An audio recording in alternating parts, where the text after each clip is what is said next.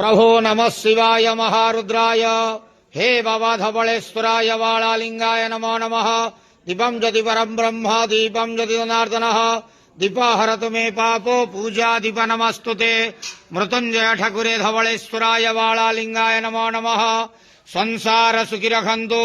आज शुभ गुरुवार रे समस्त श्रद्धालु भक्त मानक आश्रीपद करंतु। मनस्कामना पूर्ण करंतु। कर्म क्षेत्र उन्नति करंतु। ग्रहरिष्ट खंडन करंतु। जगतर मंगल करंतु। विश्वर कल्याण करंतु। आपणकर नाम विख्यात करंतु। सेवकर डाक श्रवण करंतु। समस्त गुआवसा भक्त मानकर मनस्कामना पूर्ण करंतु। जो जो भक्त माने आपणक पाखरे मानसिक रखिजंती तांका मानसिक पूर्ण करंतु।